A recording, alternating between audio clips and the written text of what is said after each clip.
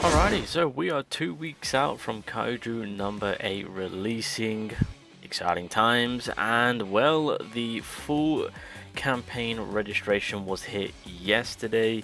But just to keep everyone in the loop, the 1 million registration has been hit, which means when we do start our game, we are going to be getting a guaranteed SSR unit of our choice as shown, obviously with these set characters. Now, I did try my best to kind of look into on what they were doing and whatnot, and for the most part I think, because obviously when you're picking an SSR character that you can start the game off with, typically you want to go with offensive power. That way you can just kind of power through the initial start of the game and trying to get all your characters done up and whatnot. So primarily it's the offensive power that is required, and upon looking into some of the characters that they were showing within the live stream, practically everyone is an attacker. I'm just eager to know on what the incentive is for per character. So like for example, Narumi right here, with the Kaiju number 1 eyes that he has, does that give us, I don't know, like a future inside look on the enemy's next attack, or when or in how many turns will the enemy will do their ult attack? I don't know, something like that, who knows. But I think for the most part everyone's going to be leaning towards Kaiju number 8, let's be real. I think that's where most of the power will be. It's kind of like JJK Phantom Parade with Jogo all over again, right? You just take the strongest unit in, but when it comes to the show itself, and in this case, you know, we're all going to be going for the Kaiju number 8.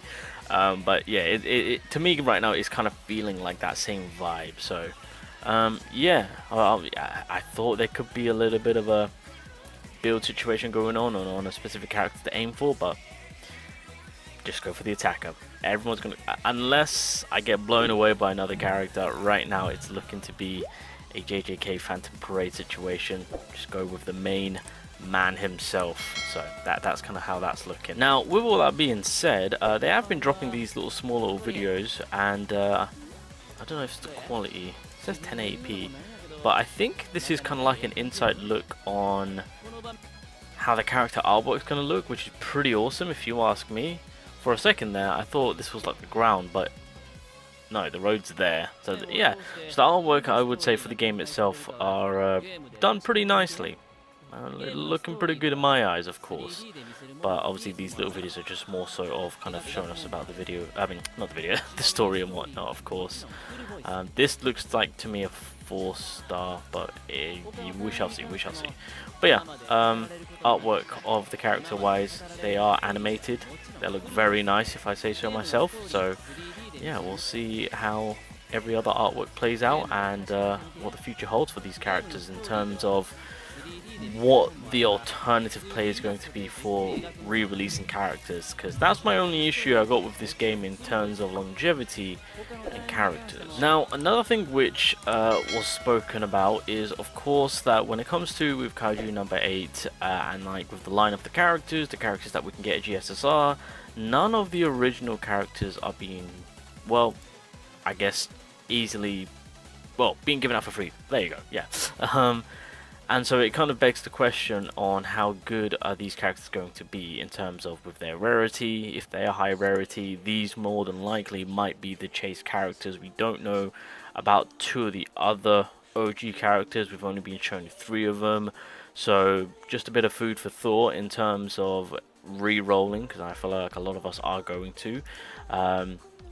Yeah, I think the main look and the main attraction will be for the OG characters. The fact that we've got these guaranteed, we can kind of ease up on, but I think it will come down to my personal opinion, looking through on which out of the, I think it's a total of 5 characters, OG characters, on which one we're going to be shooting for, which one is going to be broken. And then from that point on, we can then expand and build from that in terms of the 4-star units that we get, and of course the GSSR unit that we can get the 5-star. So I think the main attraction for the game itself when we do begin will be focusing on which OG character is the best one, or to kind of, you know, help us start our game with. I mean, if we do go down the route of getting some offensive power here, then it's just like, okay, well, I'll just get a defensive character that can buff the team and shield the team, right? So yeah, we'll see. But just kind of wanted to make sure that everyone is on red alert to say that it's the OG characters that are going to be, in a way, at the very beginning, paving the way of people starting their accounts with and getting the best start possible. So we've only known about 3. We don't know the other 2 yet. Just so people are aware on who I'm talking about, it's these 2.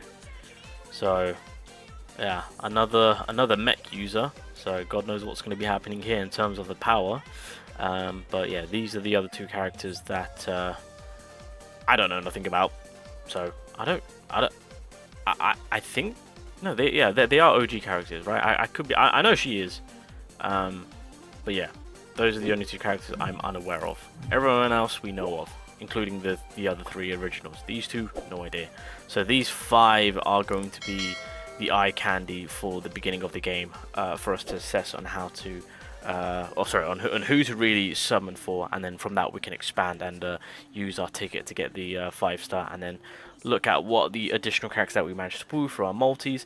That being said, I think multi-wise on what the game is looking like, on what we can get, I think we're going to get around about 2 multis, because we've got we've got 1 multi there, we've got 2 multi there. I don't think 1,000 crystals is going to class as a multi. If it is, fantastic, but I'm going to say 2,000, 2,500 might be the required amount. But for the most part, we're looking around about 2 multis at minimum. We've got 2 4-star characters guaranteed. Both more than likely are going to be attackers, just because of the characters themselves. And then we got the 5-star guaranteed, so we could start off with a pretty strong beginning team, but we just need to focus on and figure out on which one of these 5 is going to be the star attraction to really give us the best start possible. But yeah, so the last thing to kind of, I guess, speak of is that there is going to be a booth at Anime New York. I think there's some form of con going on there.